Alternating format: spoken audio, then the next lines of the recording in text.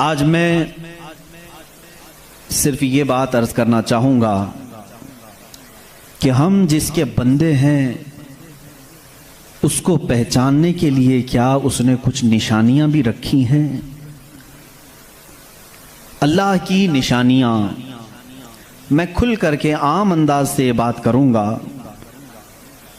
आप मुसलमान घर में पैदा हुए, आपके बाप दादाओं ने, आपके माहौल ने आपको बताया कि तुम्हारा पैदा करने वाला अल्लाह है।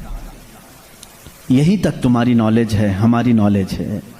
इसलिए कि ये भी बड़ा करम और एहसान है कि हमें सोचो विचार करके अल्लाह तक पहुंचने की इस तरह के माहौल की ज़रूरत नहीं आई। बरसों से हम उन्हीं घरों में पैदा हो रहे हैं जहां अल्लाह का ही नाम लिया जा रहा है। लेकिन मैं सारे इंसानों के लिए खिताब कर रहा हूं। इस रुए ज़मीन पर रहने वाला, चाहे वो यहूदी हो, ईसाई हो, हिंदू हो, सिख हो, जो भी हो, मैं सबसे आज ये बात कहना चाहूँगा। दुनिया का एक फार्मूला है कि बगैर किसी के बनाए कोई चीज़ नहीं बनती, खुद से कोई चीज़ नहीं बनती। तो यकीनन हमें भी किसी ने बनाया ही तो है। हम छोटी सी छोटी चीज़ को देखते हैं, उनको कोई बनाता है, खुद से कोई चीज़ नहीं बनती। साइंस के स्टूडेंट्स भी होंगे हमारे साथ, और जो साइंस को पढ़ते हैं उनकी जो थ्योरियां हैं साइंसदानों की, वो क्या कहते हैं, कायनात कैसे वजूद में आ गई। वो मुल्हिद होंगे जो कहते हैं, बेदीन लोग होंगे जिनका कोई दीन ही नहीं, जो कहते हैं कि अचानक दुनिया बन गई और अचानक ही खत्म हो जाएगी। ऐसा कैसे होगा? ऐसा कैसे होगा? अचानक दुनिया बन गई और अचानक खत्म हो गई। कोई नहीं है इसके आगे पीछे। मेरे अजीजों, जो गौर व फिक्र करने वाले साइंसदान हैं वो भी अब इस नतीजे पर पहुंचे हैं कि दुनिया में एक बहुत बड़ा धमाका हुआ था कई अरब साल पहले, कई लाख साल पहले, उनके एतबार से, उनके इल्म के एतबार से, जिसको ये बिग बैंग कहते हैं। बिग बैंग क्या चीज़ है? तो साइंसदान ये कहते हैं कि कई सालों तक इस रुए ज़मीन पर सिर्फ समंदर था, और समंदर में भी जो गैस होती थी वो सब हाइड्रोजन, और सिर्फ 99% हाइड्रोजन और 1% सिर्फ ऑक्सीजन का यहाँ पर वजूद था, जिसकी वजह से कोई दूसरा जिंदा रह नहीं सकता था। ये साइंसदानों की तहकीक है। उसके बाद फिर उन्होंने ये कहा कि एक धमाका हुआ और समंदर से, पानी से हर चीज बनती चली गई, पानी से बनती चली गई। ये 21वीं सदी में बात की जा रही है। ये बात 21वीं सदी में की जा रही है, और साइंस के वजूद की तारीख में अगर आप जाएंगे तो ज़्यादा से ज़्यादा कि 400 साल पहले तक की तारीख होगी। 16वीं सदी में, 17वीं सदी में, 17वीं सेंचुरी में साइंस की कुछ न कुछ चीज़ें ईजाद होने लगी, जिसको आज हम साइंस कह रहे हैं। और कुरान में मौला फरमाता है, वजअलना मिनल माइ कुल्ल शैइन हय्यिन, हमने हर चीज़ को पानी से बनाया है। ये रब ताला फरमा रहा है, उसका कुरान अजीम गवाही दे रहा है। कुरान किस ज़माने में उतरा वो भी आपके जहन में होना चाहिए। किस ज़माने में कुरान आया है ये भी आपके जहन में अच्छी तरह से फिट होना चाहिए, ताकि अब साइंस की तहकीकात और उस ज़माने को मैच करके देख सकें आप। कुरान उस ज़माने में आया है जहाँ यूरोप में लोग जानवरों के साथ रहते थे। अमेरिका का तो इंकशाफ भी नहीं हुआ था। अमेरिका नाम का कोई मुल्क है ये पता भी नहीं था लोगों को। जितनी दुनिया थी इसमें सबसे ज्यादा तहजीब वाला मुल्क, तमद्दुन वाला मुल्क ईरान था, अरब थे, रोम थे। बाकी सब तो बिछड़े हुए लोग थे। रोम, ईरान और अरब को उस जमाने में तहजीब वाला कहा जाता था। उनकी तहजीब का आलम यह था कि जब मेरे आका सल्लल्लाहु तआला अलैहि वसल्लम मदीने तैयबा में तशरीफ लाए, ये बहुत बड़े तहजीब वालों की बात मैं कर रहा हूँ, यानी बहुत नॉलेज रखने वालों की बात कर रहा हूँ। इतना नॉलेज था कि जब मेरे आका मदीने में तशरीफ लाए तो सिर्फ 6 लोगों को लिखना आता था। ये बड़े तमद्दुन वाले लोग थे, बड़े नॉलेज वाले लोग थे। उस जमाने का इल्म यहां तक पहुंचा हुआ था। मेरे अजीजों, बाकी यूरोप वगैरह का हाल तो बहुत ही बदतर था। यहाँ तक कि आबादी कैसे बनाई जाए ये सलीका इस्लाम ने बताया है। रोड तक बनाने के तरीके, रास्ते कैसे बनते हैं, ये भी कोई इल्म नहीं था पहले। लोग सितारे देखते थे और चलते जाते थे। या आज जो रोड बने हुए हैं, इसकी इजाद ही सैयदना उमर फारूक ने की है रदी अल्लाह ताला, कि आम एक रास्ता होना चाहिए, हाईवे होना चाहिए, उसको पक्का बनाना चाहिए कि लोग इसी से गुजरे। आज आपको रास्ते इतने बने हुए हैं इसलिए कोई तारा नहीं देखता, सिर्फ सामने देखते हैं। अब तारे देखेंगे तो फिर बड़ा मसला हो जाएगा। उस जमाने में तारे देख करके चलते थे। अजीजान गिरामी, यूरोप का हाल उस जमाने में यह था कि नॉलेज नाम की कोई चीज नहीं थी। वो लोग अंधविश्वास, जैसे आज भी हमारे यहाँ कुछ लोगों में मौजूद है, अंधा यकीन, इन चीजों पर बहुत अमल करते थे। जैसे अपशगुन हो जाना, ये तमाम मामलात में बहुत वो आगे थे। हत्ता कि बीमारियों को भी वो बीमारी नहीं समझते थे। जैसे आज यूरोप जादू टोने पर यकीन नहीं रखता, हर चीज को बीमारी कहता है। उस जमाने में हर बीमारी को वो जादू समझते थे, शैतान समझते थे। बीमारी का उनको इदराक भी नहीं था। इस्लाम में जो फुकहा पैदा हुए, जो अतिब्बा पैदा हुए, जो साइंसदान पैदा हुए, उन्होंने बीमारी के मुतालिक बहुत सारे तहकीकात पेश किए। सिर्फ ये बात मैं अर्ज करना चाहूंगा कि कुरान उस जमाने में नाजिल हुआ है जब इल्म का वजूद ज्यादा नहीं था लोगों के पास, इतना कि कोई इक्का दुक्का लिखना जानता था। और किस पर नाजिल हुआ ये भी आपके जहन में होना चाहिए। दो चीजें दिमाग में रखें, उसके बाद फिर मैं कुरान की आयतें पढ़ता हूं। एक, माहौल ऐसा है, साइंस का वजूद नहीं, इल्म का वजूद नहीं, इल्म नाम की चीज ही नहीं थी लोगों के पास। और जिस पर नाजिल हुआ वो ऐसा रसूल है जो किसी का शागिर्द भी नहीं, कोई उस्ताद नहीं, मुहम्मदुर रसूलुल्लाह सल्लल्लाहु तआला अलैहि वसल्लम, उन पर कुरान नाजिल हुआ। ऐसे माहौल में नाजिल हुआ जब कोई इल्म जानने वाला नहीं था। और जिस पर नाजिल हुआ वो किसी यूनिवर्सिटी से पढ़ा, किसी कॉलेज से पढ़ा, किसी मदरसे से पढ़ा हुआ रसूल नहीं। उस रसूल का मुअल्लिम और उस्ताद सिर्फ खालिक़े कायनात है। जिब्राइल अलैहिस्सलातु तस्लीम का भी सिर्फ इतना काम रहा है, जो रब ने हुक्म दिया उतना ही पहुंचा दिया। बल्कि बहुत सारी कुरान की बातें ऐसी हैं जो जिब्राइल पहुंचा तो गए लेकिन उसका इल्म उन्हें भी नहीं दिया गया, उन्हें भी नहीं दिया गया। अब ये दो बातें किसी को भी चैलेंज करके बता देना, तारीख की सच्चाइयां इस बात का इनकार नहीं कर सकती। अपने तो अपने, गैरों ने भी हुजूर की तारीख लिखी है और सबों ने इकरार किया है कि मोहम्मद सल्लल्लाहु अलैहि वसल्लम एक ऐसे प्रॉफिट हैं जो पूरी जिंदगी भर किसी उस्ताद के पास गए नहीं, किसी उस्ताद के पास गए नहीं। और ये भी हिकमत है मेरे मौला की, इसीलिए हम उस रसूल को अन्नबीयुल उम्मी कहते हैं। उम्मी का मतलब कुछ बेवकूफ लोग आज के जमाने के जो बदअकीदा हैं वो अनपढ़ करते हैं। रसूल अनपढ़ थे, माअज़ल्लाह। बेवकूफो तुम्हें मालूम नहीं, उम्मी का मतलब होता है किसी से पढ़ा हुआ नहीं। अनपढ़ में और किसी से ना पढ़ा हुआ होने में बहुत बड़ा फर्क है। ये दो बातें जहन में रखो। कुरान किस माहौल में नाजिल हुआ और जिस पर नाजिल हुआ वो किसी का शागिर्द नहीं। अब इसकी बातें जब हम बयान करते हैं, साइंसदानों की आंखें फटी की फटी रह जाती हैं। वो कुरान बयान कर रहा है, इन्न फी खल्क़िस समावाति वल अर्दि लआयाति लिउलिल अलबाब, बेशक ये जमीन की पैदाइश में, आसमानों की पैदाइश में बड़ी मेरी निशानियां हैं।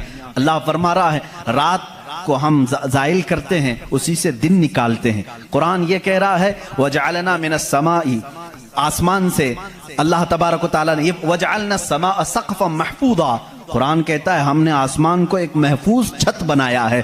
कुरान ये कह रहा है आसमान और जमीन मिले हुए थे, हमने दोनों को फाड़ करके अलग कर दिया और दोनों के मुंह खोल दिया। ये कुरान उस जमाने में कह रहा है। इल्म फलकियात जिसको एस्ट्रोनॉमी कहते हैं, इल्म अर्दियात जिसको जियो फिजिक कहा जाता है, जमीन के मामलात, आसमान के मामलात जानने वाला उस जमाने में कोई नहीं। उस वक्त कुरान कह रहा है आसमान और जमीन मिले हुए थे, हम दोनों को फाड़ दिए, हमने उन दोनों को फाड़ दिया। और दोनों के मुंह को खोल दिया। अब का साइंस कहता है जमीन व आसमान को देखने के बाद ऐसा लगता है कि ये गैलेक्सी में मिला हुआ एक सैयारा था और ये फिर जमाने के बदलते बदलते आसमान अलग हो गया, जमीन अलग हो गई। अब का साइंस ये कहता है। और फिर ये बंद नहीं है, जैसे हमारी छत बंद है, ऊपर से पानी डालो तो नीचे कुछ नहीं आएगा, नीचे के फर्शी भी बंद है, नीचे जमीन से कोई चीज यहां मस्जिद में नहीं निकलेगी। साइंस अब ये कह रहा है आसमान में जगह जगह सुराख हैं, मुंह खुला हुआ है, जमीन में भी जगह जगह सुराख हैं, दिखने वाले नहीं, ये खुला हुआ है। इसका मतलब मैं भी समझ नहीं पाया था, आसमान खुला हुआ है, जमीन खुला हुआ, मुंह खुला हुआ है, क्या मतलब?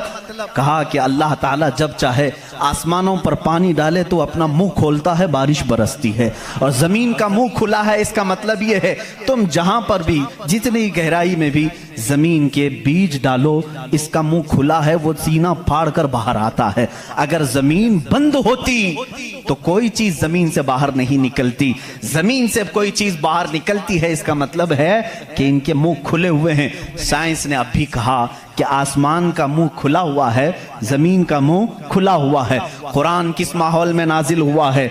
जब साइंस का वजूद नहीं।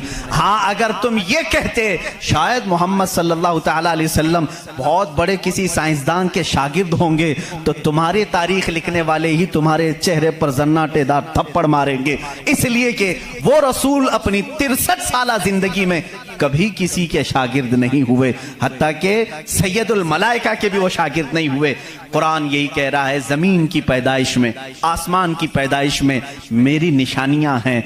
अजीजा ने गिरामी, अब मैं वो निशानियां गिनाऊं बहुत तवील वक्त दरकार है। कभी आपने महसूस किया कि आसमान अल्लाह की निशानी है? अल्लाह की निशानी है। देखिए यहां सबसे बड़ी बात, कुरान में कई जगहों पर यह बात आई है, अफला ततदब्बरून, अफला यतदब्बरून, अफला ताकिलून, अफला ततफक्करून। इसका मतलब होता है क्यों तुम गौर व फिक्र नहीं करते, क्यों तुम सोचते नहीं, क्यों तुम तहकीक नहीं करते, रिसर्च नहीं करते? रब ताला बार बार ये फरमा रहा है। ये किसके लिए है? मैं उन लोगों के लिए कहता हूं जो एक खुदा को छोड़कर करोड़ों के सामने झुक रहे हैं। मैं उनसे कहता हूं तुम सोचते क्यों नहीं? कौन है तुम्हें पैदा किया है? कौन है जो तुम्हें बनाया है? कुरान दावत दे रहा है उनको सोचने की। मेरा यकीन ये कहता है जो भी इंसान इस कायनात में है, अल्लाह ने उसे इतनी अक्ल जरूर अता की है कि अगर वो सोचने पर आ जाए तो अपने रब तक जरूर पहुंचेगा। अगर वो गौर व फिक्र करने पर आ जाए तो झूठे खुदाओं को छोड़ देगा। एक सहाबी हैं, हुजूर सल्लल्लाहु तआला अलैहि वसल्लम पर ईमान लाने के बाद वो कहते हैं हुजूर अय्याम जिहालत में हमारे से दो ऐसे मामलात हुए, एक वाकया याद करता हूं तो रोना आता है और एक वाकया याद करता हूं तो हंसी आती है।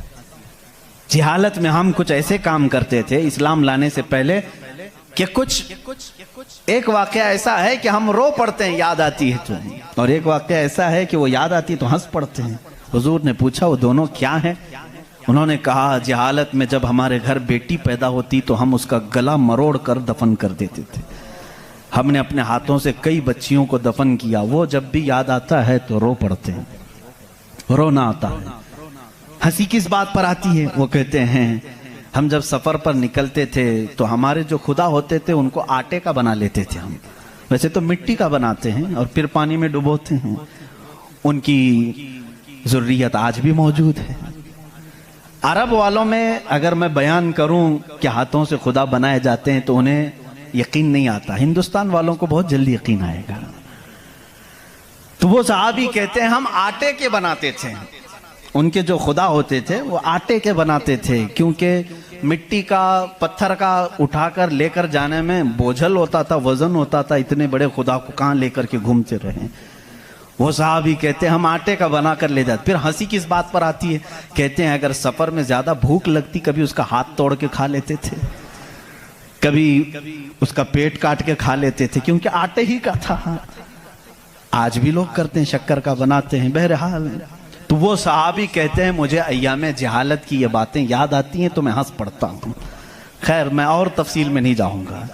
अजीजा ने गिरामी, गौर व फिक्र करने की जिसके अंदर आदत होगी वो अंधविश्वास, सिर्फ फैले हुए बेयकीनी पर ईमान नहीं लाएगा। आज भी बहुत सारे ऐसे न्यूट्रल किस्म के लोग हैं जो मुसलमान नहीं हैं, मैं जानता हूं उनको, वो खुद आइडल वर्शिपर्स नहीं हैं। वो खुद इस बात का इनकार करते हैं कि अपने हाथों से बनाई हुई चीज की इबादत कैसे की जाए। हम उस पावर को मानते हैं जो हमारी आंखों में नहीं आता मगर हम सबको देख रहा है। ऐसे लोग भी हैं। हाँ, अगर कोई इस तरह का मुआहिद है, वो अल्लाह की वहदानियत को तस्लीम करता है, तो उसके हिदायत की भी उम्मीद है। मैं ये कह रहा था, आसमानों और जमीनों में अल्लाह ने फरमाया मेरी निशानियां हैं। गौर व फिक्र करना चाहिए, निशानी कैसे? पूरी दुनिया के बहुत तरक्की याफ्ता साइंस से मेरा ये चैलेंज है, मेरी ये बात का ये चैलेंज है। बहुत तुमने तरक्की की, लेकिन एक ऐसी छत बना करके दिखाओ जिसका कोई पिलर ना हो। हवा में छत कायम करके दिखाओ, और वो भी इतनी मोटी होनी चाहिए, इतनी मोटी कि जिसके बारे में हुजूर अकरम सल्लल्लाहु अलैहि वसल्लम ने फरमाया कि उसकी मोटाई 500 साल अगर कोई घोड़ा दौड़े तो तय ना हो पाए। वो आसमान की मोटाई। मैं उतनी मोटाई की बात नहीं करता हूं, 1 किलोमीटर चौड़ी ही कोई बना करके दिखा दें। साइंस हमारा बहुत तरक्की कर चुका है, नहीं बना सकोगी। लेकिन कायनात की इस पूरी जमीन पर अल्लाह रब्बुल इज्जत ने एक छत हमारे सरों पर रखी है, और सबको मालूम है वो छत कैसी है, बगैर पिल्लर वाली। कहीं उसको सुतून देखा आपने? अल्लाहुल्लज़ी रफ़अस समावाति बिगैरि अमदिन तरौनहा। कुरान कहता है वो अल्लाह ही है जिसने बगैर सुतून के आसमानों को बनाया, और तुम भी उसको देख रहे हो। कुरान चैलेंज कर रहा है, तुम भी उसे देख रहे हो। और हैरत की बात यह है, हमारे पिल्लर वाली छत के बारे में तो यकीन होगा अब ये गिरेगी नहीं, लेकिन अगर ये तड़कने लगे, कहीं से आवाजें आने लगे, हम भाग करके कौन सी छत के नीचे जाते हैं? पिल्लर वाली छत से हमको खौफ लगता है आजकल गिर ना जाए, और पनाह लेने के लिए उस छत के नीचे जाते हैं जिसका कोई पिल्लर ही नहीं। अल्लाह की निशानियां हैं इसमें। अल्लाह रब्बुल इज्जत फरमाता है तुम देख रहे हो इन आसमानों को हमने कैसे कायम किया है। अब इसकी तहकीकात जो एस्ट्रोनॉमी पढ़े हुए हैं वो जानते होंगे। इल्म फलकियात उसको कहते हैं, आसमानों का इल्म। ये भी अभी सबको पूरा हासिल नहीं हो सका। जो हमारी नजरों में नजर आ रहा है ये तो धुआं है, बादल है। आसमान तक पहुंचने के लिए पता नहीं कितना सफर। और इसमें अल्लाह रब्बुल इज्जत ने सितारों के एक ऐसे झुरमुट को रखा है। आसमान कितना चौड़ा है, कितना लंबा है, गेस कर सकते हैं हम? कभी गेस करेंगे आप? मैं सिर्फ एक हिसाब बताता हूं। उस आसमान में अल्लाह ताला फरमाता है कुल्लुन फी फलकिन यस्बहून। सूरज, चांद, जितने भी गैलेक्सी के स्टार्स हैं, तारे हैं, ये सब आसमान में तैर रहे हैं।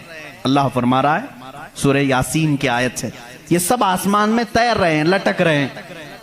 अच्छा, जिस पर लटक रहे हैं जाहिर सी बात है वो बड़ा होना चाहिए। अब वो कितना बड़ा होगा? वो छत की चादर कितनी बड़ी जिसपे सूरज भी लटक रहा है, चांद भी लटक रहा है। हमने साइज पूछा साइंसदानों से, साइज पूछा कि ये कितने बड़े बड़े हैं जो आसमान में लटक रहे हैं। तो उन्होंने कहा सबसे करीब जो हमारा सितारा है, सैयारा है, जमीन से जो सबसे करीब सैयारा है वो चांद है। और सूरज का क्या हाल है? कहा सूरज जमीन से 13 लाख गुना बड़ा है। 13 लाख गुना बड़ा। अब यहां हमारी अकलें शशदर हो जाती हैं, किसी के पास कैलकुलेटर भी नहीं, कितना हिसाब करें। 13 लाख गुना बड़ा जमीन से, हमारे तस्वुर में नहीं आता। वो कहां लटक रहा है? आसमान में। चांद इससे 50 गुना बड़ा है जमीन से, वो कहां है? आसमान में। अच्छा, इतना ही नहीं, ये गैलेक्सी के अंदर सूरज से 50 गुना बड़े इतने सैयारे हैं कि जिनमें से सिर्फ अभी 40% का दरियाफ्त की जा चुकी है, बाकी 60% अभी तक साइंसदानों को पता ही नहीं। सूरज से 50 गुना बड़े सैयारे और मौजूद हैं। पूछा ये सब कहां है? ये भी आसमान में है। इसीलिए मेरे मौला ने फरमाया बेशक आसमानों की पैदाइश में उसकी बड़ी निशानियां हैं। अब मेरे अजीजों आओ, तुम्हें अपने घर की छत डालने के लिए कितने दिन लगते हैं, कितने वर्कर लगते हैं, कितने मजदूर लगते हैं, क्या क्या इसके लिए सामान लगते हैं, ये सब तुम्हें मालूम है जिन्होंने छतें डाली। अब इतनी बड़ी छत जिसने कायम की है, जिसमें लाखों गुना बड़ा जमीन से सूरज भी है, चांद भी है, गैलेक्सी के और स्टार्स हैं, वो खुदा फरमा रहा है आसमान को, जमीन को किस तरह से उसने बनाया। कुरान में है सिर्फ 6 दिन में इन दोनों की पैदाइश हुई। उससे भी बल्कि अल्लाह ताला फरमाता वजअलल अर्द फी यौमैन, अल्लाह ने जमीन को 2 दिन में पैदा फरमाया, आसमान को। और इसमें जितनी सजावट है, सजावट क्या है, ये पूरे समंदर को रब फरमा रहा है वो जमीन की जीनत है, जितने दरख्त हैं वो जमीन की जीनत हैं। और आसमान की जीनत क्या है, चांद है, सूरज है, सितारे, ये सब 4 दिन में बने, कुल 6 दिन में इनकी पैदाइश हुई है। कुल 6 दिन में इनकी पैदाइश हुई है। मियाँ हमारी दुकान नहीं बनती 6 दिन में, और वो खालिक कायनात फरमा रहा है 6 दिन में इस पूरी कायनात के जमीन और आसमान की पैदाइश हुई। तो क्या ये अल्लाह रब्बुल इज्जत की निशानियां नहीं है?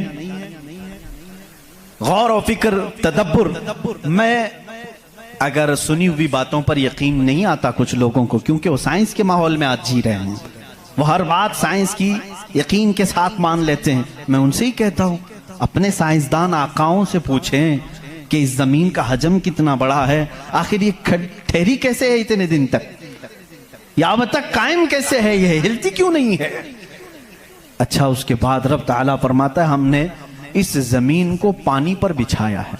ऐ अल्लाह तेरे अजायब कुदरत अजीब दर अजीब हैं, कितने अजीब हैं। आपसे मैं कहता हूं हौज में या मस्जिद का भी हौज है, जाओ एक चादर उसके ऊपर बिछाओ, टॉवेल लेकर के बिछाओ, कितनी देर तक वो पानी पर खड़ा रहेगा। टॉवेल, चादर, इसकी मोटाई कितनी है, बहुत पतली सी है, वो mm में आएगी, लेकिन वो आपके इस पानी पर ठहर नहीं सकती। अगर आप कहें मोटी चीज में बिछाऊं, मोटी चीज बिछा करके दिखाओ, कितनी देर वो रुक सकेगी, नहीं रुक सकेगी। और ये अल्लाह ने कुरान में फरमाया हमने पानी पर जमीन को बिछाया, और इसका इनकार साइंस भी नहीं कर रही है। साइंस भी यही कहती है जमीन को जितनी जगह से खोदा जाए पानी ही है। हम भी तो बोरवेल जो निकालते हैं, जमीन को खोदने के बाद पानी आता है। अब पानी पर इस जमीन को बिछाया रब तबारक व तआला ने, कितना वजन ये उठाई हुई है, कितना वजन उठाई हुई है। सबसे बड़ा वजन तो उन मुशरिकीन का है जो उस रब को नहीं मानते हैं। ये धरती का बोझ इनको कहते हैं, ये सबको उठाई हुई है। पता नहीं कितने करोड़ों टन इस पर वजन है ये, लेकिन कभी भी हिलती हुई नजर नहीं आती। लेकिन उसको भी कुरान में अल्लाह फरमा रहा है हमने इस जमीन को हिलने से रोकने के लिए जगह जगह पर पहाड़ों को मेख बनाकर गाड़ दिया। वल जिबाल औतादा, और पहाड़ों को हमने मेख बनाकर गाड़ दिया है। अब इसकी तहकीक इस जमाने में, मैंने अपने पढ़ने के जमाने में इसकी एक तहकीक अपने उस्ताद के पास पढ़ी थी। सफ़ा मरवा के बारे में इख्तिलाफ चल रहा था। सऊदी यहूदी हुकूमत ने सफ़ा मरवा को पूरी तौर पर ख़त्म करने की नापाक कोशिश की और अलग से उन्होंने मसआ बनाया सही करने का। तो इख्तिलाफ उलमा में था कि इन्होंने ज़्यादा चौड़ा कर दिया। उसी ज़माने में ये तहकीक हुई पहाड़ जो है इसका वजूद ज़मीन पर कैसा होता है। इन सऊदियों ने कहा पहाड़ ऐसा ऊपर शेप में ऐसा होता है, ट्रायंगल होता है, ऊपर से कोना होता है, नीचे चौड़ा होता है। इन सऊदियों ने कहा नीचे भी ये जड़ें छोड़ता है, फैलता हुआ जाता है, जैसे दरख्त ऊपर होता है और नीचे उसकी जड़ें फैली हुई होती हैं। तो इन्होंने कहा नीचे भी वो पहाड़ का हिस्सा है, इसलिए हमने बाजू में भी रास्ता बनाया ताकि सफ़ा मरवा की सही अगर हो रही है तो वो पहाड़ों के बीच में ही हो रही है।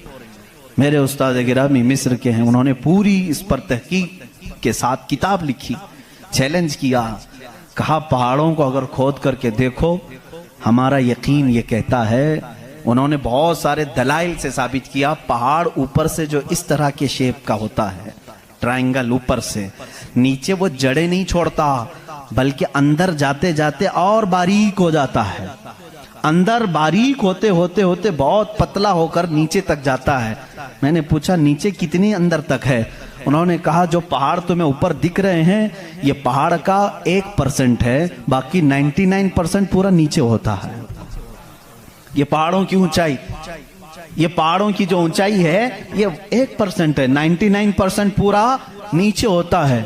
हैरत में पड़ गए, इतना नीचे पहाड़ है। कहा यही तो बात है, क्या तुम दीवार में जब मेघ ठोकते हो तो ऊपर कितना दिखता है और अंदर कितना रहता है?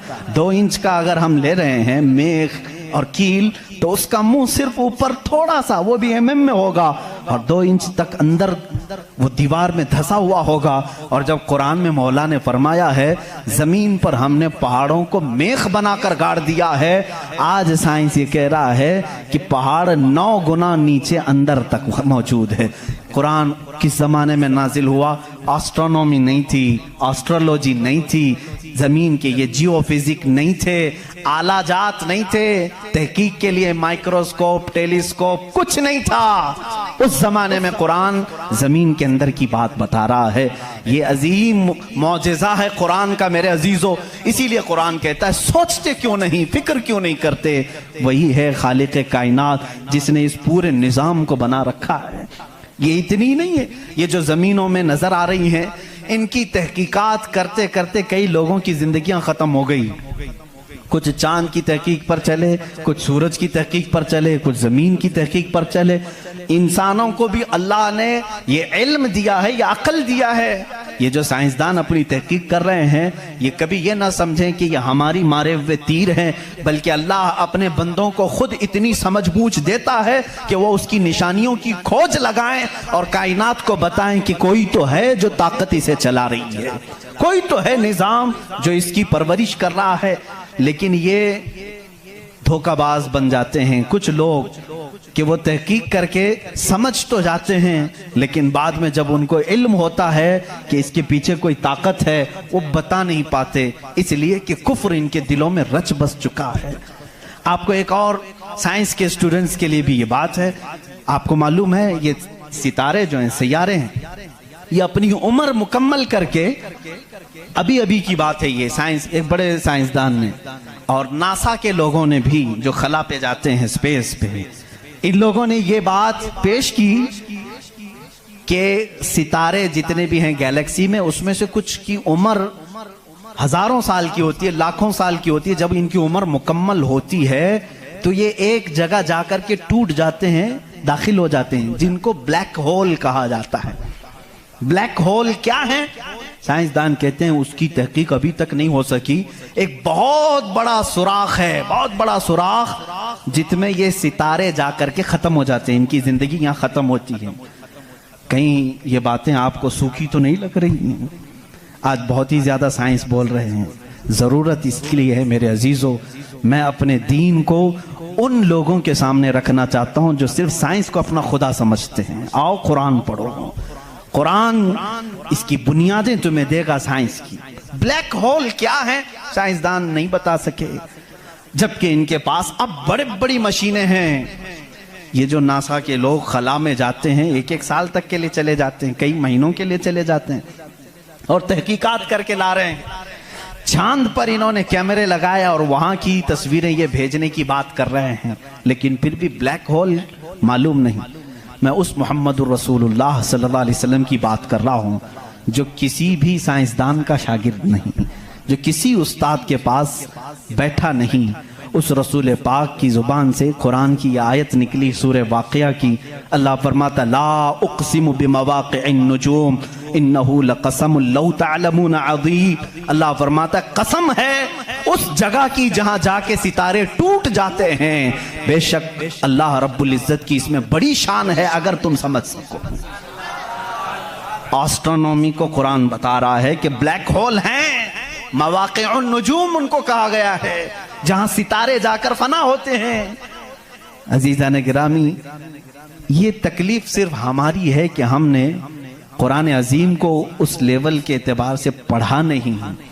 साइंस के लिए जो लोग MBBS कर रहे होंगे या फिर इंजीनियर बन रहे होंगे, उनसे भी मैं ये दावत देता हूं कि कुरान को भी कभी इस एंगल से पढ़ करके देखो, इसकी निशानियां इतनी अजीम है। मैं समझता हूं कि तुम्हें फिर कहीं इधर उधर मुंह मारने की जरूरत नहीं, मारिफत खुदाबंदी इसी से हासिल हो जाएगी।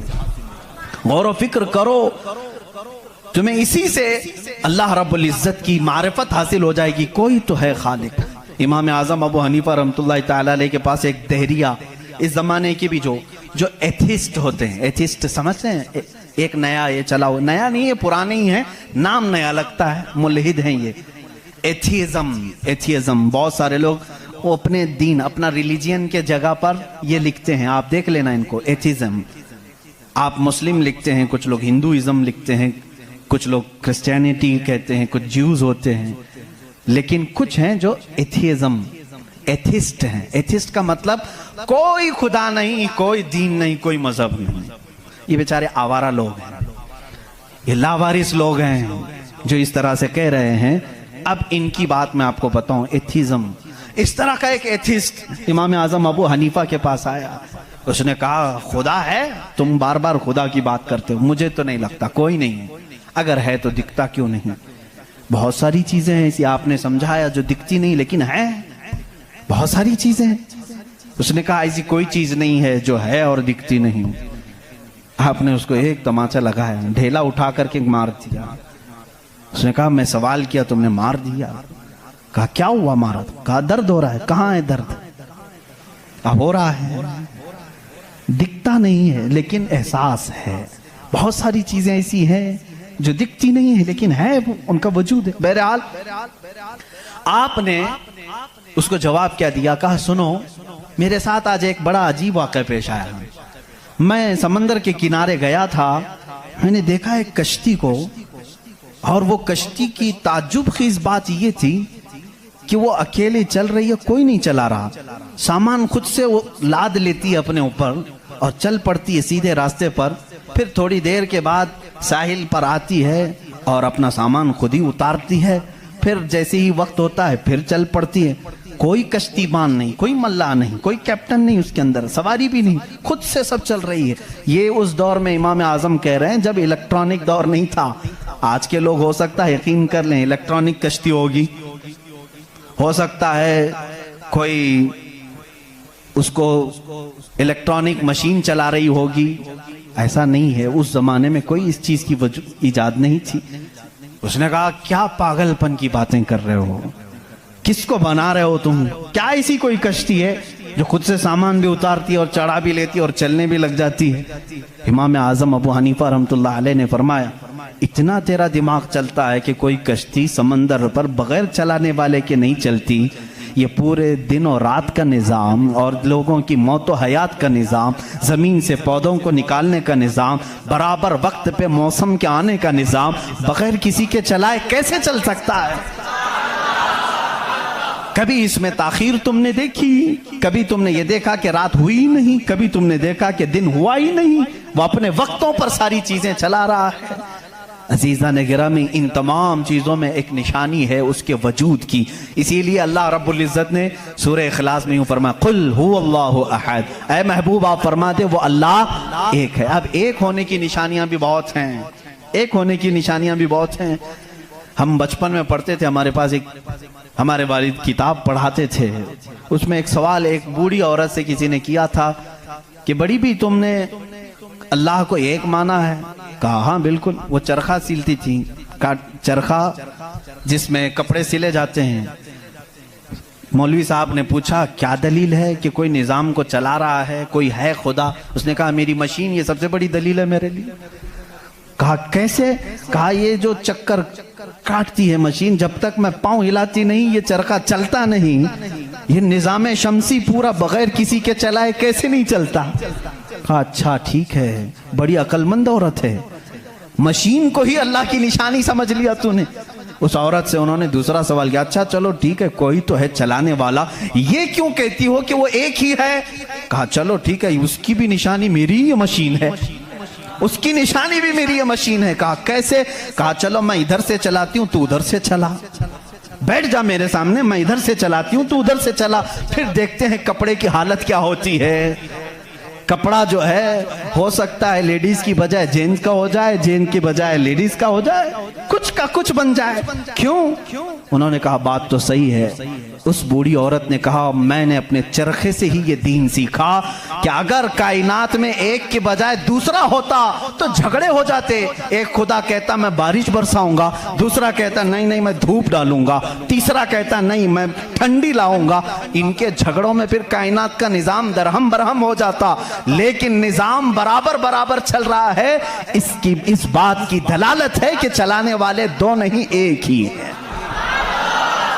तो नहीं है, एक ही है। अगर दो होते, उसी को अल्लाह ने कुरान में फरमाया लौ कान फीहिमा आलिहतुन इल्लल्लाहु लफसदता। अगर जमीन और आसमान में दो खुदा होते अल्लाह के अलावा, रब फरमा रहा है जरूर इसमें फसाद हो जाता, जरूर फसाद हो जाता। इसलिए कि एक जो अकल से हमारे दरमियान हमने देखा है जो चला सकता है, वो दो लोग नहीं चलाते। दो लोगों की जहनियत अलग हो जाती। अब इसको फलसफे में आएंगे, जिसको फिलॉसफी कहते हैं। यह भी एक इल्म है। फलसफी लोगों के दिमाग के एतबार से भी हमने इसको साबित किया। अगर दो हैं, पहली बात आपके दिमाग में यह होना चाहिए कि खुदा वो है जो किसी का मोहताज नहीं। इतनी बात तस्लीम करते हो? जो किसी का मोहताज नहीं। जब ये फार्मूला तुम्हारे दिमाग में है तो आप दो को लेकर के आओ। दो को लाओगे तो दोनों का दिमाग एक साथ नहीं चलेगा, या तो फिर मशवरे से चलेंगे। मशवरा करेगा तो एक दूसरे का मोहताज होगा, और जो मोहताज होगा वो खुदा नहीं होगा। मिसाल के तौर पर दोनों बैठे हैं, चलो आज मीटिंग करते हैं, कल बारिश करेंगे। तो जाहिर सी बात है एक ने दूसरे को पूछा तो पहला वाला दूसरे का मोहताज हुआ कि नहीं? अब खुदा के बारे में हमारा तस्वुर ये है वो अपने कामों में किसी की शिराकत नहीं चाहता, कोई शरीक नहीं है उसका। अब अगर शरीक हो गया तो उसकी फजीलत कहाँ है? एक होने में जो फजीलत है वो दो में है नहीं। एक होने में जो फजीलत है वो दो में है नहीं। इसीलिए हम लाखों करोड़ों के सामने सर झुकाने वालों से कहते हैं मान लो एक ही को तस्लीम करो। इसलिए कि जितने अदियान हैं दुनिया में तकरीबन सबके यहाँ एक तस्वुर है खुदा का तस्वुर। सब एथिज्म को छोड़ करके मैं बाकी सब की बात करूं, हिंदुओं के नजरियात में भी खुदा का तस्वुर है, कोई तो है, एक भगवान के कुछ भी नाम लें। ईसाइयों के मजहब में यही हमारे रब्बे जुल जलाल का तस्वुर है, खुदा का वो भी यकीन करते हैं। यहूदी भी खुदा को मानते हैं, सिखों के यहाँ भी है। तकरीबन दुनिया में जो भी रिलीजियस है, किसी मजहब को मानता है, उन सब मजहबों में खुदा का तस्वुर है। लेकिन अब ये झगड़ा है कि मानने में कौन खुदा है कौन नहीं है। यहां तक तो सब मुत्तफिक हैं, है कोई तो है, लेकिन यहां आकर के चूक जाते हैं कि किसको मानना चाहिए किसको नहीं। इसलिए मेरे अजीजों, इस्लाम ने वो निशानियां रब्बे जुल जलाल के वाहिद होने की और उसके ताकतवर होने की रखी हैं जिसको आज तक दुनिया इनकार नहीं कर सकी, और कुरान के इस मौजज़े को आज तक कोई चैलेंज नहीं कर सका। मैं साइंसदानों से भी कहता हूं, आपको एक बात ये भी मैं बता दूं, अभी 18वीं सदी की बात है। 18वीं सदी में अमेरिका का सफर करने वाले एक साइंसदान ने एक नई चीज का इंकिशाफ किया। अटलांटिक ओशियन में या समंदर के एक हिस्से में एक ऐसी जगह है जो बिल्कुल ही डार्क है, डार्क स्पेस उसको कहते हैं, यानी वहां रोशनी बिल्कुल नहीं, सूरज की एक किरण भी वहां नहीं आती, इतना वहां पर, इतनी वहां तारीकी है। ये कब? 18वीं सदी में, यानी आज से 200 साल पहले की बात है। उसने इंकिशाफ किया, दुनिया को बताया मैंने एक ऐसी जगह देखी, बहुत ही डार्क है, बहुत अंधेरा है। वो जब वापस आया तो उलमाए रब्बानियीन ने सूरह नूर की कुरानी आयतें पढ़ी। अल्लाह फरमाता है कि इज़ा अखरज यदहु लम यकद यराह व मन लम यजअलिल्लाहु लहू नूरन फमा लहू मिन नूर। अल्लाह फरमाता है हमने कायनात में एक ऐसी जगह रखी है कि उस पे अंधेरियों पर अंधेरियां हैं, अगर तुम हाथ भी निकालोगे तो हाथ भी नजर नहीं आएगा, हाथ भी नजर नहीं आएगा। ये कहाँ का? ये इल्मुल बहर जिसको कहते हैं, समंदरों का इल्म रखने वाला, जो पूरी जिंदगी समंदरों की खोज में लगा दिया, वो ला करके बताया। उसने सोचा मैं बहुत बड़ा तीर मारा हूं, लेकिन जब बताया कुरान पढ़ने वालों ने कि ये तो कुरान में है, अल्लाह फरमा रहा है एक डार्क स्पेस है कायनात में जहां तुम हाथ भी निकालोगे तो नहीं नजर आएगा, इतना डार्क है। वो सटपटा गया, परेशान हुआ, मैं इसकी तहकीक करूंगा, ये कुरान में आई कैसे बात। सबसे पहला दुनिया का मैं इंकशाफ करने वाला हूं, मैं इसको सबको बताने वाला पहला फर्स्ट आदमी मैं हूं, ये पहले से कहां से आ गई कुरान। फिर वही दो बातें मैं बताता हूं मेरे अजीजों, उसको भी यही झटका लगा कि ये कुरान उस जमाने में नाजिल हुआ जब साइंस का वजूद नहीं था, और उस पर नाजिल हुआ जिसको दुनिया में किसी ने सिखाया नहीं था। बाद में फिर उसने ये सोचा शायद हो सकता है प्रॉफेट मोहम्मद सल्लल्लाहु अलैहि वसल्लम समंदरों का सफ़र बहुत करते होंगे, उनके समंदरों के सफ़र में शायद कभी ये जगह आ गई होगी, इसलिए उन्होंने अपने मन से कुरान में ये लिख दिया होगा। उसने ये नतीजा निकाला। लेकिन दूसरे ही दिन उसे फिर बड़ा झटका ये लगा कि जब सीरत मुस्तफ़ा पढ़ा उसने, अल्लाह अकबर, हुजूर की 63 साला जिंदगी में आपने एक मर्तबा भी समंदर का सफ़र किया ही नहीं। ये बहुत बड़ा झटका लगा कि वो मोहम्मद सल्लल्लाहु अलैहि वसल्लम कभी पूरी जिंदगी में समंदर का सफर किए ही नहीं। मेरे अजीजों, इस बात में गलत फहमी में ना आना कि वह समंदरों को नहीं जानते थे। वो मेराज का सफर करने वाला रसूल समंदरों को जरूर जानता है, लेकिन ये हिकमत इलाही थी कि कभी समंदर के सफर करने का इत्तेफाक नहीं हुआ।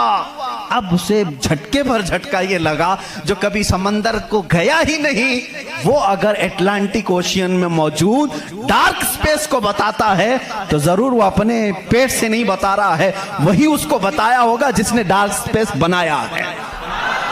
यही अल्लाह रब्बुल इज्जत के वहदानियत की निशानियां हैं, उसके वजूद की निशानियां हैं। कुरान पढ़ो, इसमें बहुत सारी चीजें, जिन्होंने ये इंकशाफ किया कि कुछ समंदरों में ऐसे अल्लाह रब्बुल इज्जत ने बनाया है, वो भी आपको मिल जाएंगे।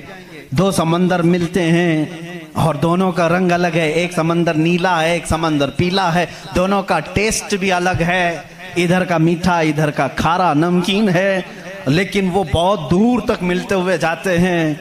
लेकिन इसका पानी उसमें नहीं आता, उसका पानी इसमें नहीं आता। क्यों नहीं आता? अल्लाह फरमाता मरजल बहरैनी यल्तक़ियान, मरजल बहरैनी यल्तक़ियान बैनहुमा बरज़ख़ुन ला यबग़ियान फ़बिअय्यि आलाइ रब्बिकुमा तुकज़्ज़िबान। उस रब्बे ज़ुल जलाल ने फरमाया हमने दो समंदरों को बहाया है, देखने वालों को ऐसा लगता है कि ये मिल गए हैं, लेकिन हमने उसमें न दिखने वाली एक ऐसी दीवार बनाई है कि इसका पानी उसमें नहीं मिलता, उसका पानी इसमें नहीं मिलता। ये भी कौन से रसूल की जुबान से अल्लाह ताला बता रहा है लोगों को, जो रसूल कभी समंदर का सफर किया ही नहीं। उस रसूल की जुबान से अल्लाह ने दो समंदरों के मिलने की बात की। साइंसदानों, अब तो तुम्हें मानना ही चाहिए कि कुरान रसूल का अपना बयान किया हुआ कलाम नहीं है, उसी का ये कलाम है जिसने समंदरों को इस तरह पैदा किया है। कायनात में बहुत सारी चीजें हैं मेरे अजीजों, कुरान अल्लाह रब्बुल इज्जत का ये कलाम इतनी ही नहीं, ये तो बड़ी बड़ी निशानियां मैंने कहा। अगर इसकी मारिफत, इसकी खोज में लग जाओगे तो जिंदगी तमाम हो जाएगी। मैं तो कहता हूँ अल्लाह ने एक बात ये भी फरमाई है तुम्हारे लिए, वफ़ी अनफुसिकुम अफला तुबसिरून। अल्लाह फरमा रहा है तुम इधर उधर निशानियां ढूंढ रहे हो, हमने तुम्हारी जात में अपनी निशानियां रखी हैं, तुम नहीं देखते? तुम्हारी जात में हमारी निशानियां हैं, तुम नहीं देखते? इतनी निशानियां हैं, इसके लिए आपको कई उलूम पढ़ने की जरूरत है। जाहिर सी बात है, इंसान के एक एक पार्ट पर जो रिसर्च करता है वो अपने वक्त का एक बड़ा डॉक्टर बनता है। खाली सिर्फ दिल पर जिसने रिसर्च किया वो कार्डियोलॉजी है, जो सिर्फ किडनी पर रिसर्च किया वो नेफ्रोलॉजी है, और जो सिर्फ रगों को देखा है वो न्यूरोलॉजी है। पार्ट पार्ट पर इन्होंने पूरी जिंदगियां खत्म की। पूरे इंसान को पढ़ा किसने? आज कौन पढ़ा है?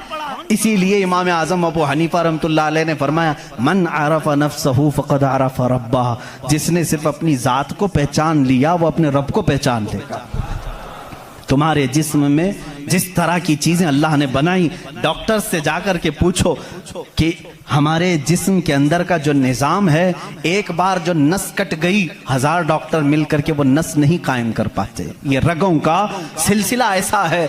और फरमाया गया, बल्कि तहकीकात बताती हैं, हमारे जिस्म के अंदर मौजूद ये नसों को, रगों को निकाल करके अगर बिछा दिया जाए, कई 1000 किलोमीटर लंबी हो जाएंगी, कई 1000 किलोमीटर लंबी हो जाएंगी। ये नसों का इतना लंबा सफर हो जाएगा। इतना सारा मवाद अल्लाह ने तुम्हारे जिस्म में रखा। और रब ताला ये फरमाता है, मफाहीम आयात में बयान कर रहा हूं, कभी आपने सोचा हमने जुबान से जो जो चीजें खाई, अल्लाहु अकबर। मैं एक बड़े मुहक्किक के हवाले से कहता हूं, रोटी को उन्होंने कहा तुम्हारी रोटी, तुम्हारे खाने अल्लाह की निशानियां हैं। मैंने पूछा रोटी भी निशानी है अल्लाह की? कहा हाँ। तुम एक रोटी को कहां कहां से हासिल करते हो? अनाज खेत से लिया, फसल जब आई उसको कुटाया, पिसाया, आटा बनाया, फिर घर में लाया, गूंदने के लिए दिया, आटा गूंधा गया, रोटियां बेली गई, तवे पर रखी गई, बन गई।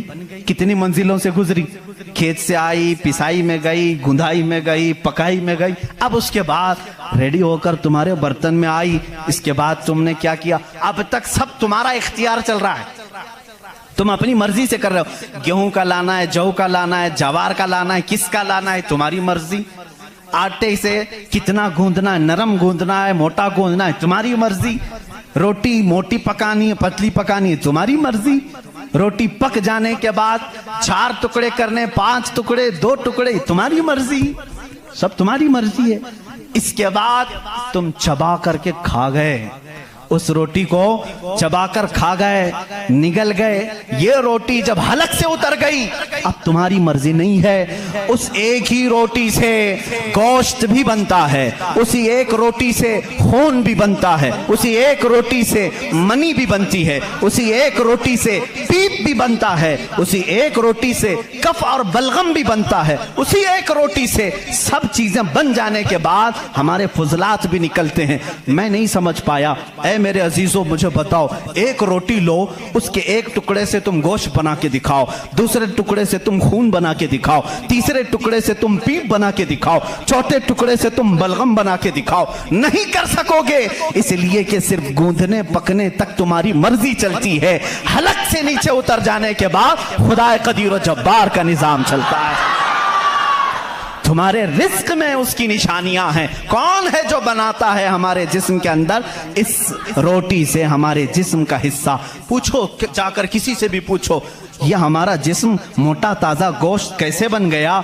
ये खाने अच्छे खाओगे, इससे बन गया। हमने कहा हम खाने काजू बादाम भी खा रहे हैं तो भी गोश्त बन रहा है, रोटी खा रहे हैं तो भी गोश्त बन रहा है, चावल खा रहे हैं तो भी गोश्त बन रहा है। और खून ऐसा लिक्विड है कि बाजार में मिलता नहीं, किसी इंसान का ही लेना पड़ता है। इसको कौन बनाया है? कहा इसको भी रोटी से ही बनाया है, काजू बादाम से ही बनाया है, फलों से ही बनाया है। हम पूरी दुनिया की ग़िज़ाएं लाकर चक्की में पीस करके भी खून का एक कतरा नहीं पैदा कर सके, लेकिन वो रब्बे ज़ुल जलाल हमारे लुक़मे के नीचे जाते ही निज़ाम को शुरू फरमा दिया है। कैसा वो निज़ाम है, कैसा वो निज़ाम है ऐ मेरे अजीज़ों। इसीलिए मेरा मौला फरमाता है, फी अनफुसिकुम अफला तुबसिरून, तुम्हारी ज़ात में मेरी निशानियां हैं, क्यों तुम नहीं देखते, क्यों तुम नहीं देखते? आपको अगर मैं ज़ातियात, नफ्सियात, तबईयात, ये जो उलूम हैं इस पर गुफ्तगू करूं तो एक बड़ा अलग टॉपिक हो जाएगा। अल्लाह ताला ने इस निज़ाम को कैसे बैलेंस रखा है जानते हैं आप? कभी आपको मालूम है हमारे कानों में एक अलाइनमेंट होता है, जैसे व्हील अलाइनमेंट करते हैं, हमारे दोनों कानों के बीच में एक कतरा छोटा सा अल्लाह ने रखा है, ये बैलेंस को बरकरार रखता है। जो सनकी होते हैं, जिनको कहते हैं पागल हो गया, झोले खाता रहता है, ये कौन लोग हैं जानते हैं आप? जिनको कभी कभार फीड्स आ जाती है, चलते चलते आड़े टेढ़े हो जाते हैं, ये कौन है? जिनका सिर्फ वो कानों के बीच का एक कतरा भी हिल गया, तुम्हारा बैलेंस नहीं बिगड़ जाएगा। तुम खड़े कैसे होते हो? 2 पैरों पर सीधे खड़े रहते हो, जब तक चाहो खड़े रहो, चलना चाहो तो सीधे चलते हो। अगर वो बैलेंस चूक गया, जैसे कार व्हील अलाइनमेंट छूटने से इधर उधर जाने लगेगी, तुम्हारे पैर लड़खड़ाने शुरू हो जाएंगे। इस एक हल्के कतरे से अल्लाह ने तुम्हारे पूरे वजूद को रखा है। तुम्हें टेढ़ा करने के लिए सिर्फ उस कतरे को जुम्बिश देने की जरूरत है, सिर्फ जुम्बिश देने की जरूरत है। मैंने साइंस की एक तहकीक पढ़ी, अल्लाह अकबर, हैरत होती है। उन्होंने ये तहकीक करके बताया, ये जो तुम्हारी पलकें झपकती हैं, खुलती भी हैं, झपकती भी हैं, जानते हैं आप ये कितनी हल्की हैं और किसी को एहसास भी नहीं होता कब झपकी कब खुली, किसी को एहसास नहीं होता। कहा इसके अंदर कौन सी ताकत है, क्या रबर है, मैग्नेट है, कैसे, ये कैसे होती है? इसको एक साइंसदान ने कहा कि अगर किसी की पलक झपकना छूट जाए, नहीं झपक सकती, तो उसको बिल्डोजर से खींच के भी बंद नहीं कर सकोगे, इतनी ताकत लगा करके भी उसे बंद नहीं कर सकोगे, ऐसा फ्लेक्सिबल है, ऐसा रबर है। और अगर बंद हो गई तो खोल भी नहीं सकोगे, पूरी ताकत लगा के टूट के फट जाएगा ये पलक, खुलेगी नहीं, नहीं खुलेगी। झपक गई तो वही रह गई, खुली तो बंद नहीं होगी। पूरी दूसरी कोई भी अल्टरनेट ताकत से अगर तुम चाहो इसको बंद करना या खोलना नहीं कर सकोगे। उन्होंने कहा बस हमारे इन पलकों में अल्लाह ताला ने एक हल्का सा रबर रखा है जो फ्लेक्सिबल है और बगैर तुम्हारे चाहे भी ये हिलती है, बंद होती है। और कहा कि अगर इन पलकों में ये झपकने और खुलने का मादा ये खत्म हो जाए, ये रबर, ये फ्लेक्सिबिलिटी खत्म हो जाए, तो वो इंसान पागल हो सकता है, बल्कि आंख न बंद होने की वजह से वो मर भी सकता है। वफ़ी अनफुसिकुम अफला तुबसिरून। हम इन तमाम नेमतों को समझ नहीं पाते, बल्कि दिन में हजारों बार झपकते हैं, खोलते हैं, एहसास नहीं है इस नेमत का। अगर ये बंद होना खत्म हो जाए या बंद हो गई, खुल ना सके, तो क्या कर ले जाओगे? कुछ नहीं कर सकोगे। बल्कि मेरे अजीजों, तुम्हारे जिस्म पर मौजूद ये रोंगटे, ये बाल भी अल्लाह की अलामत हैं, निशानियां हैं। जानते हो बाल सब एक ही तरह के हैं, लेकिन अभी 2 ही दिन कबल मैं पढ़ रहा था, जहन क्या है जाता नहीं इन चीजों की तरफ, क्योंकि मामूल पे चल रहे होते हैं। एक साहब ने मुझसे सवाल किया कि हजरत बाल जो है हमारी आंखों पे भी हैं, पलकों में, और ऊपर भवों पे, आईब्रो भी हैं, और बाल सर पे भी हैं और दीगर जगहों पर हैं। सर के बाल और दीगर जगहों के बाल बढ़ते हैं, ये बाल बढ़ते क्यों नहीं? बाल सेम है, बाल सेम है, ये बढ़ते नहीं, और ये बढ़ते ही रहते हैं, इनको जितना काटो बढ़ते ही रहते हैं। ऐसा क्या है? अल्लाह अकबर। उस दिन मुझे हैरत हुई, मैंने कभी इस चीज पर तवज्जो नहीं की, कभी नहीं सोचा। हो सकता है आपका जहन न गया हो।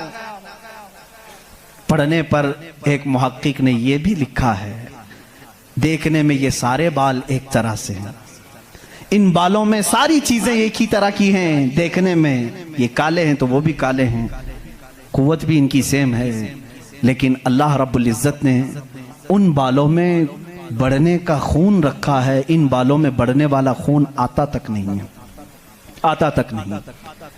अजीज़ान गिरामी, उसकी ये निशानियां हैं बहुत सारी, इसकी तहकीकात फिर किसी मौके पर मैं अर्ज करूं। और पेट के अंदर मौजूद चीजें जो अपना निजाम खुद ब खुद चला रही हैं, नहीं चला सकोगे, नहीं चला सकोगे।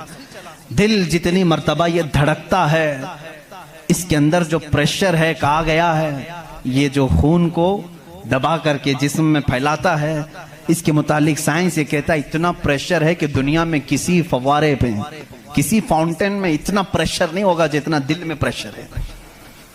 और ये इतनी तेजी से एक बार पंप करता है कि खून पूरे जिस्म में नाखून तक आ जाता है। एक बार के पंप पर, एक बार इस तरह दिल ने दबाया खून को बाहर, तो खून नाखून तक पहुंचता है, इतना प्रेशर उसके अंदर है।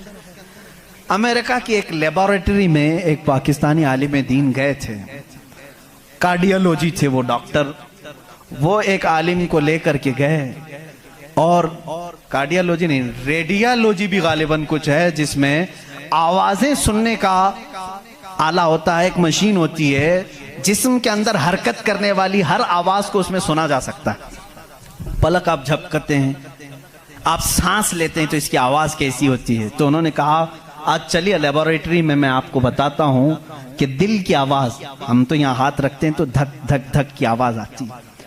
तो उन्होंने कहा हम आपको इससे सुनाते हैं। एयरफोन लगाए गए, बड़ी बड़ी मशीनें थी, हल्की सी भी वहां पर हवा भी आती तो उसकी जोर आवाज आती है।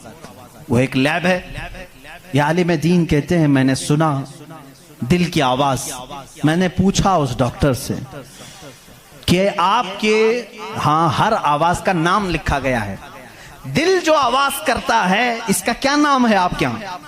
कहते हैं दिल जो है लप लप लप लप ये आवाज करता है, साइंस में ये लिखा गया है।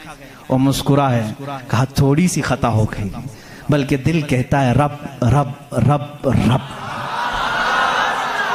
हर इंसान का दिल जो धड़कने की आवाज आती है मशीनों से उन्होंने खुद सुना। हाँ हो सकता है कुछ तोतले लोग होते हैं रा को ला कह जाते हैं, हो सकता है तुम्हें लप लप लप सुनाई दिया हो, मगर मेरा ईमान ये कहता है हर दिल रब रब रब ही कहता है।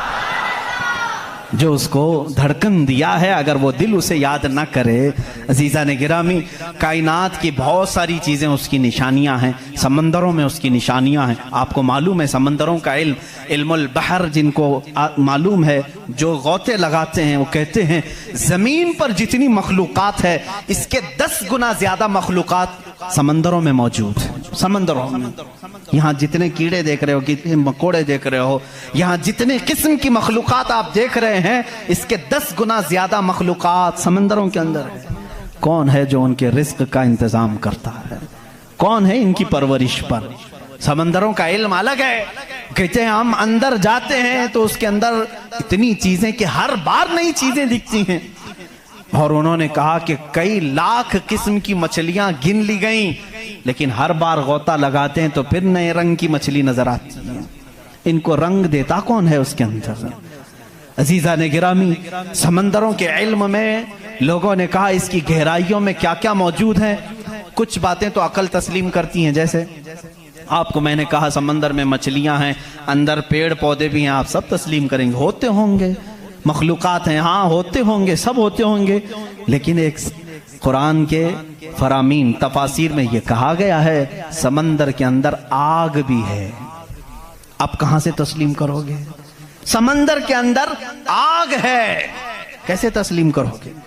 जाहिर सी बात है तुम इनकार करोगे, पानी और आग हो ही नहीं सकता, और वो भी पानी हल्का फुल्का पानी नहीं, समंदर का जोशीला पानी। और यहां पर इस्लाम में ये बातें कही गई हैं कि समंदर के अंदर आग है। लेकिन ये दुनिया को उस वक्त नजर आ गया जब सुनामी आई थी। इंडोनेशिया में जो साहिल पर सुनामी की लहरें जिन्होंने देखी, जिसकी रफ्तार 2000 किलोमीटर पर आवर थी, 2000 किलोमीटर पर आवर की रफ्तार से वो पानी चल रहा था, और उसकी हाइट जो मौजों की वो 200 फीट ऊंची थी। 200 फीट ऊंची लहरें 1000 किलोमीटर पर आवर की रफ्तार से जब जा रही थी, तो मुशाहिदा करने वालों ने कहा जब वो लहरें चलती थी तो पीछे आग के शोले निकलते थे, समंदर में आग के शोले निकलते थे।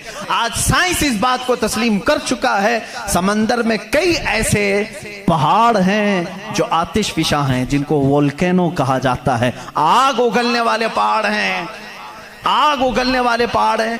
वो कई महीनों में और सालों में अपने अंदर मौजूद आग को बाहर उगलते हैं तो समंदर में तुग़यानी आ जाती है, समंदर के अंदर मौजों की भंवर आ जाती है। ये तमाम चीज़ें आज साइंस कह रहा है, मेरा मौला कुरान में इस चीज़ को बयान फरमा रहा है। जबकि फिर मैं आपको बता रहा हूँ कुरान उस माहौल में उतरा जब साइंस नहीं था, और उस रसूल पर उतरा जो समंदरों का सफ़र नहीं किया था। अल्लाह तबारक व तआला ने पहाड़ों के इल्म के मुतालिक कुरान में बयान फरमाया, सितारों के इल्म के मुतालिक, समंदरों के इल्म के मुतालिक, ज़मीन का ये जियोफिजिक हो, एस्ट्रोनॉमी हो, सितारों का एस्ट्रोलॉजी हो, इल्मुल फलकियात हो, उसके बाद नबातात, ये पेड़ पौधों के इल्म के लिए भी कुरान मौजूद है।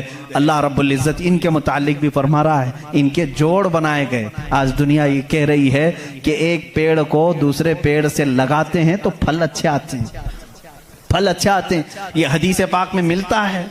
मदीने तैयबा में कलमी करते थे सहाबा उस वक्त खजूरों की, अजीजा ने गिरामी पेड़ पौधों की जब तहकीकात होती हैं, तो अब इस पर भी साइंस हैरान है कि हमने फूलों को देखा, ये फूल जब खिलते हैं तो इसमें अचानक आकर के पेंट कौन कर जाता है, ये रंग कौन डालता है। हमने दरख्तों को हरा ही देखा है, हरे ही होते हैं, लेकिन जब फूल निकलते हैं तो ये रंग आता कहां से है। उसकी तहकीक करते करते डालियों को लोगों ने चीर दिया, पत्तों को फाड़ दिया, लेकिन फूल का रंग पूरे दरख्त में कहीं नहीं पाया, कहीं नहीं पाया। इन पौधों को और इन फूलों को कौन रंग देता है। बल्कि हद तो यह है मेरे अजीजों, उसकी सबसे बड़ी चीज ये निशानियों में से ये भी है कि पेड़ पौधों को तुम लहलहाते हुए आज देखते हो, इनकी पैदाइश पर क्या तुमने गौर व फिक्र नहीं किया, ये कैसे पैदा होते हैं, कैसे निकलते हैं। अल्लाहू अकबर।